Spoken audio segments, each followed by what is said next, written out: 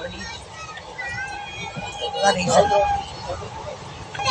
சரி திடீர்னு நம்ம ஊருக்கு போகணும் ஆசை வந்துடும், எதனா ப்ரோக்ராம் வந்துடும். நம்மளால் அந்த நேரம் டிக்கெட் எடுக்க பணம் இருக்காது. இல்லை புக்கிங் பண்ணிட்டு போகணும், இல்லை கூட வண்டியில் போகணும். நீங்கள் எப்படி சொல்லுங்க அப்படிங்கிற சொல்லுங்க.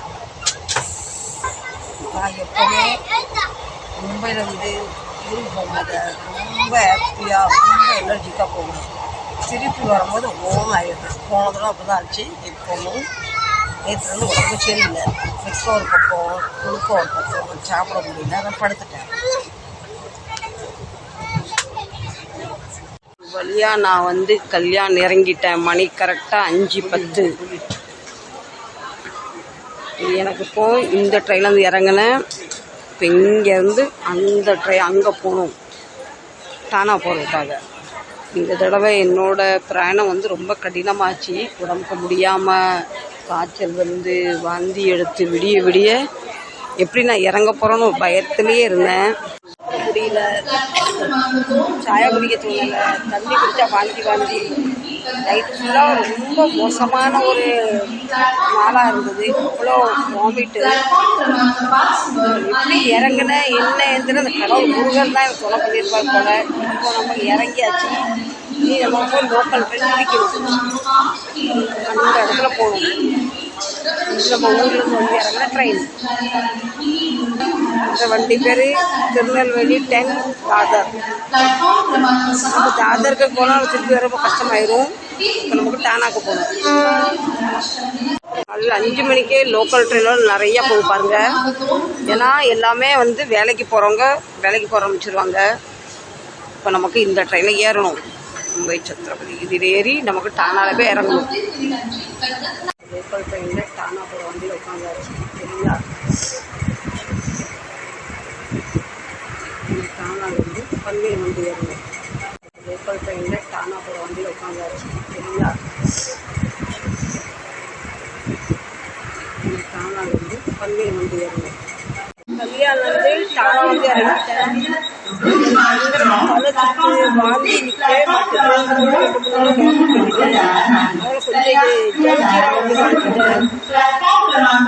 இது கொஞ்சம் கொஞ்சம் தலை சுற்றி நிற்கும், கொஞ்சம் வாமிட் நிற்கிற மாதிரி இருக்கும். டயர்டாக இருக்குது. கொஞ்சம் கூல்ட்ரிங்க்ஸும் குடித்தா ரொம்ப அது கஷ்டம். கேஸ் வரும், ஜீரணம் காலெல்லாம் வாந்தி நிற்கிறாங்க. ரொம்ப இருந்தாலும் ஊருக்கு போயிட்டு ஏன் போனால் இவ்வளோ உடம்பு நினைக்கவே கூடாது. சரியான ஐட்டம் உடம்புக்கு முடியாமல் போயிட்டு வந்து பன்வேல் ட்ரெயின் வெயிட் பண்ணிட்டு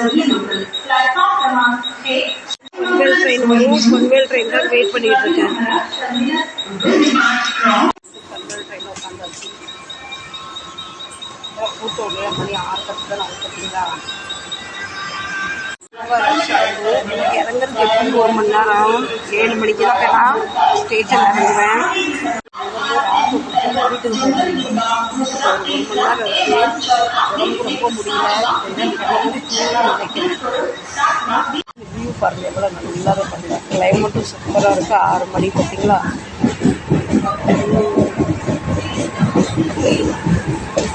காலையில் என்பதே ஒரு அழகு தான். இது எத்தனை பேர் படிக்க விட்டு இருந்துக்காமல் இது பண்ணிடுறாங்க. என்ன மாதிரி நிறைய பேர். ஒரு பெரிய மிஸ்டேக் பண்ணிட்டேன். பன்வேல் ட்ரெயினில் உட்காந்துருந்தேன்னா எனக்கு சிபிடி பேலாப்பூர் இறங்கணும். உட்காந்துட்டு அவ்வளோ நேரம் உட்காந்து கண் அசந்துட்டு அதெல்லாம் தாண்டி இப்போ இந்த ஊருக்கு வந்தாச்சு, மானஸ் ரோவர்.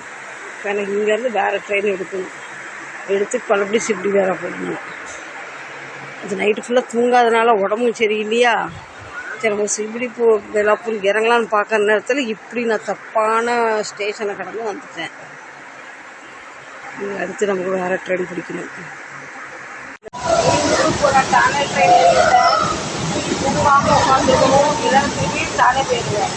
2 ஸ்டாப் இருக்குது. இப்போ நேரூர் நோக்கி முடிச்சிருக்கேன். அதுக்கப்புறம் திரும்பி நேரம் இங்கே வந்துட்டேன். பார்க்கர்லாம் தாண்டி வந்துட்டேன் நான். சரியா, இது தூங்காமல் இருந்தாலும் இது திறந்து இல்லை. இங்கே டானாக்கும் பன்வேலுக்கும் நாளைக்கு தான் இருப்பேன். இந்த அளவுக்கு டயர்டாக உடம்பு சரியில்லை. வெளியே நம்ம சிபிடி பேலாப்பூர் வந்தாச்சு. சபாஸ் காவ் சபாஸ் காவ் வேற பேர்லாம். இந்த மாதிரி ஆட்டோக்காரங்க தான் நிறைய பேர் ஊர் பேர் கெடுது. நான் டெய்லி எங்கள் வீட்டிலேருந்து சிறப்பாக நடக்க முடியலன்னா நான் ஆட்டோவில் வரும் 26 ரூபா தருவேன். இப்போ அதே இடத்துக்கு போகிறதுக்கு 40 ரூபா வேணுமா? அப்போ நான் கேட்டேன் எதுக்கு 40 ரூபா அப்படின்னு. இப்போ சொல்லி இப்போ வேறு ஆட்டோவில் பிடிச்சி உட்காந்தாச்சு, மீட்டர் போட்டு உட்காந்தாச்சு.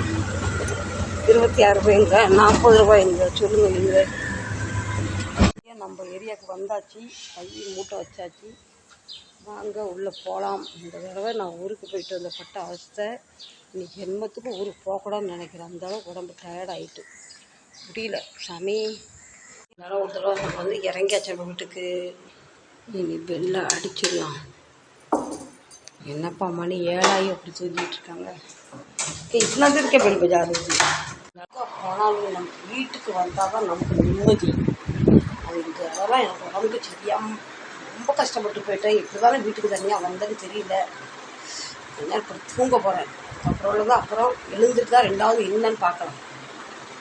நாளைக்கு முன்னாடி நல்லா தூங்கினாதான் கொஞ்சம் ரெஸ்ட்டு கிடைக்கும். அதுக்கப்புறம் உடம்புல தெம்பு வரும்.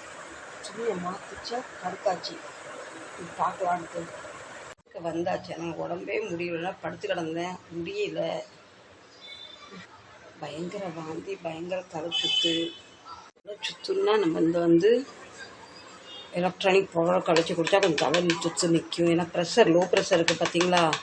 ஒன்று நான் நோட் பண்ணேன், நமக்கு உடம்புக்கு முடியாத நேரத்தில் தனியாக எங்கேயும் ட்ராவல் பண்ணக்கூடாது. இப்போ நான் வரும்போது அந்த அனுபவம் அனுபவித்தேன். நேற்று நைட்டில் எனக்கு ஒரு 10 மணிக்கு வாமிட் ஸ்டார்ட் ஆச்சு, லூஸ் மோஷன் ஸ்டார்ட் ஆச்சு, தலை சுற்றி நானே விழுந்துருவோம் போல். ஆனால் என் கூட எனக்கு ஆதரவு பண்ணுறதுக்கு யாருமே இல்லை. ஒன்றும் சாப்பிடவும் முடியாமல் போச்சு, தண்ணி குடிக்காமல் போச்சு. இதுக்கு பெரிய ஒரு காரணம் இருக்குது. என்ன இதுன்னு நான் உங்கள்கிட்ட கண்டிப்பாக சொல்கிறேன், ஷேர் பண்ணுறேன். ரொம்ப டயர்டாக இருக்குது. நிறைய இஞ்சி போட்டு நிறைய டீ மசாலா போட்டு டீ பண்ணியிருக்கேன். அது குடித்தாது நமக்கு இந்த டயர்டு போதான்னு பார்க்கலாம். நிறைய பேர் சொல்லுவாங்க ரொம்ப டயர்டாக இருந்தால் டீ குடித்தா சரியாயிரும், தலைவலிச்சா டீ குடித்தா சரியாகணும். எனக்கு என்னென்னவோ பண்ணுது. ஒரு டைமில் அந்த கிளாஸுக்கு நிறைய டீ குடிப்பேன். டீ குடிக்கவே பிடிக்கல. கொஞ்சம் டீயை வந்து அவசரம் எது குடிச்சா மிகப்பெரிய வேலை இருக்குது பாருங்கள். ஊருக்கு கொண்டு போன துணி, போர்வை, சாரீ எல்லாம் துவைக்க போகிறேன். இந்த சாரியெல்லாம் மிஷினில் போட்டால் சாரீ ரொம்பாயிரும். அதில் ஃபுல்லாக சாரீ முக்கி வச்சுருக்கேன். இதில் நாங்கள் யூஸ் பண்ண துணி முக்கி வச்சுருக்கேன். இதை துவைச்சா தான் எனர்ஜி வேணும். அதனால் டீயை குடித்தேன். துணியை துவைக்கலாம். மைண்டில் யூஸ் பண்ண துணியெல்லாம் என்னமோ இரும்பு பட்டறையில் வேலை பண்ணால் எப்படி ஸ்மெல் ஒரு இரும்பு வாடை வரும், அந்த மாதிரி வாடை அடிக்கி. இவ்வளோ கம்ஃபர்ட் போட்டுமே இது ஓயலை. இந்த சாரியில் நிறைய ஸ்டோன் இருக்குது, அதனால தான் கையால் துவைச்சேன். இதுலேயுமே குட்டி குட்டி நிறைய ஸ்டோன் இருக்குது, அதனால தான் கையால் துவைச்சேன். கையால் துவைச்சுமே நிறைய ஸ்டோன் விழுந்துட்டு. இது பார்த்திங்களா, இவ்வளோ ஸ்டோன் கலண்டு விழுட்டு பாதி இதுக்குள்ளே போயிட்டு. மிஷினில் போட்டிருந்தா என்ன இருக்கும், ஸ்டோன் அவ்வளோ கலண்டுக்கு சாரியில் ஒரு ஸ்டோன் இருந்திருக்காது. வீட்டிலேருந்து கொண்டு வர துணி அப்போவுமே துவைக்காமல் ஒதுக்கி போட்டு அப்புறமான்னு பார்த்தோன்னு வச்சுக்கோங்க, அதே நமக்கு ஒரு சீக்கு மாதிரி வரும். துவைச்சி போட்ட பிறகு எனக்கு ஒரு எனர்ஜியே வந்திருக்கு. துணியும் காய போட்டாச்சு. ஊர்லேருந்து வந்ததுலேருந்து தள்ளாடி வீட்டு வேலைலாம் பார்த்து துணிமணி துவைச்சி போட்டு வீடு வாசலை க்ளீன் பண்ணி இப்போ விளக்கும் பொருத்தியாச்சு. ஃபைனலாக ஒரு சின்ன விஷயம் கூட ஷேர் பண்ணணும்னு நினைக்கிறேன். அது சரியா தவறாக தெரியல. நான் ரொம்ப பயபக்தியாக சாமி கும்பிடுவேன். இந்த நேரத்தில் நாங்கள் குலசாமி வழிபடி பார்ப்போம்.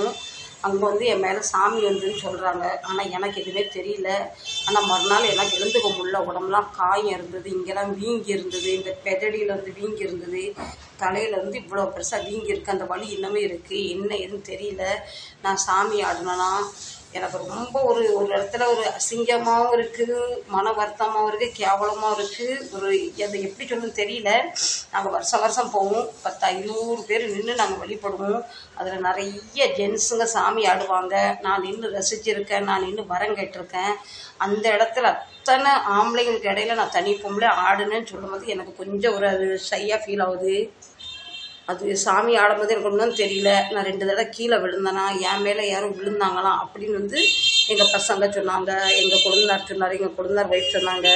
சரி, நாங்கள் சாமி வணங்கும்போது அவ்வளோ எங்கள் சொத்தாரங்க தான், அவ்வளோ எங்கள் ஃபேமிலி உள்ளவங்க தான். எங்கள் பெரியம்மா மகளும் இங்கே இருந்தாங்க. அப்போ அதுக்கப்புறம் மறுநாள் தான் அவங்கள்ட்ட கேட்டாங்க, உனக்கு எதுவும் தெரிஞ்சுதா வச்சுதா என்னன்னு ஒன்றும் தெரியல. நான் இன்னும் ஒரு தடவையும் சாமி ஆடும்போது கையேந்தி வரம் கேட்டிருக்கேன். ஆனால் இப்போ வந்து நான் வந்து சில பேருக்கு வரம் கொடுத்துருக்கேன்னு சொல்லும் போது அது எப்படி நல்லதா கெட்டதா என்னன்னு தெரியல. ஆனால் எனக்கு நிச்சயமாக ஒன்றும் தெரியல. இதை வந்து கண்டிப்பாக உங்கள்கிட்ட ஷேர் பண்ணணும்னு நினைக்கிறேன். நான் யாருமே எங்கள் வீட்டில் யாருமே இதை பற்றி பேசலை. இப்போ இந்த மறுநாள் இல்லை எங்கள்கிட்ட பேசினாங்க, அந்த உனக்கு என்ன தெரிஞ்சது ஏது தெரிஞ்சதுன்னு. எனக்கு ஒரு இதுனா, நான் சாமி ஆடி முடிஞ்சிட்டு வரும்போது எல்லாரும் என்கிட்ட அந்த கோயிலில் உள்ளவங்க பேசினாங்க. ஆனால் மறுநாள் எனக்கு அடுத்த வருஷம் அந்த கோயிலில் எப்படி போய் நிற்பேன், நான் இப்படி ஆடி இருக்கேனே, சேலை உருவி போயிருக்கு, 2-3 இடத்துல வந்து என் கால்லெல்லாம் அடிபட்டிருக்கு. பின்ன எனக்கே நம்பிக்கை இல்லாமல் பின்ன அதுக்கப்புறம் எங்கள் கொழுந்தனார் மகன் வந்து அந்த கோயில் பூசாரி நம்பர் கொடுத்தாங்க. நான் அவங்களோட பர்சனலாக பேசினேன்.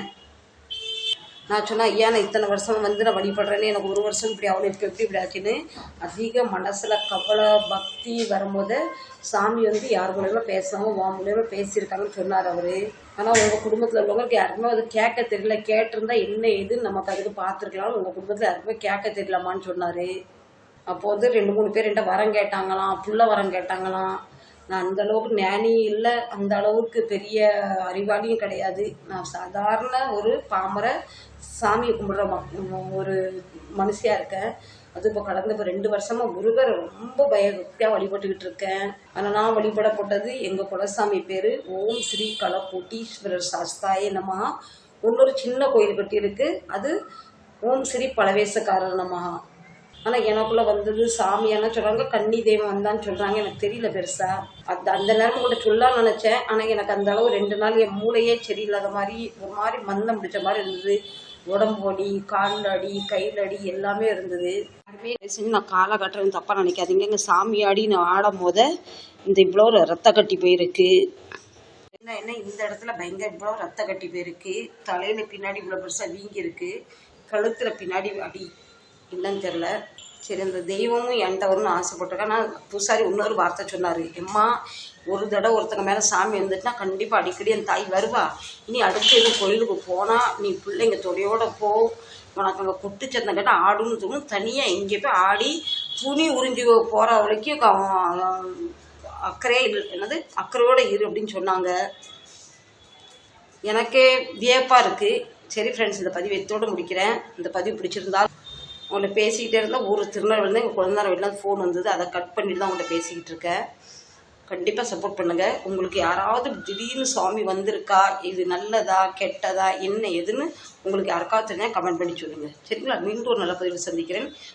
மன நிறைவோட இந்த பதிவத்தோடு முடிக்கிறேன். சரிங்களா? கண்டிப்பாக சப்போர்ட் பண்ணுங்கள்.